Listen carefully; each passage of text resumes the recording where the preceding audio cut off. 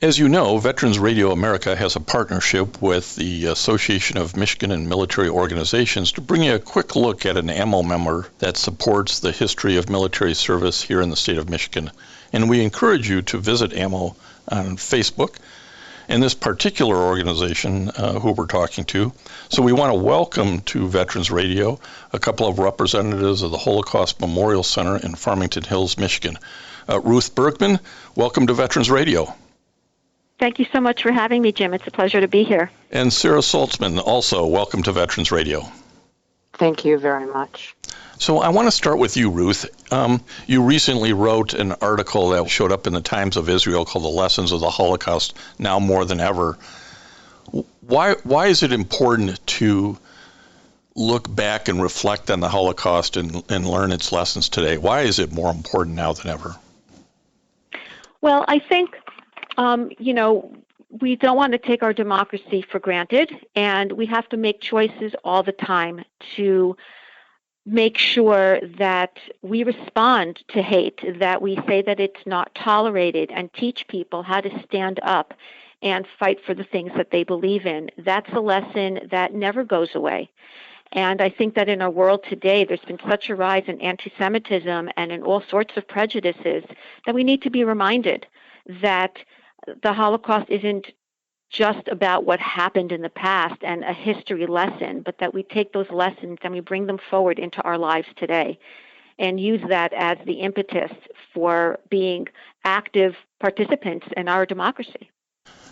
Tell us a little bit about who comes to visit, and we're coming out of a very strange year where almost nobody could go visit.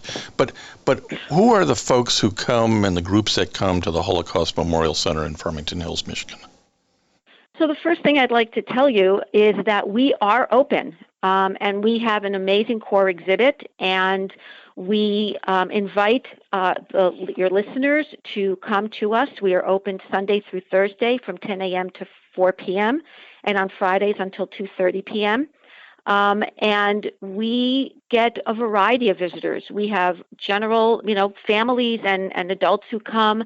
We have in non-COVID times, we have about 35,000 students who come with their schools to visit us. So we have a great variety of people who come. Some are very familiar with the story of the Holocaust in World War II, and some who are really just learning about it for the first time. Well, and we're within the shadow of International Holocaust Remembrance Day, which is January 27th internationally. So it's a great time to think about visiting the center or visiting it virtually online. Can you tell our listeners what your website is and how they can learn more about the center? Sure. So our website is www.holocaustcenter.org.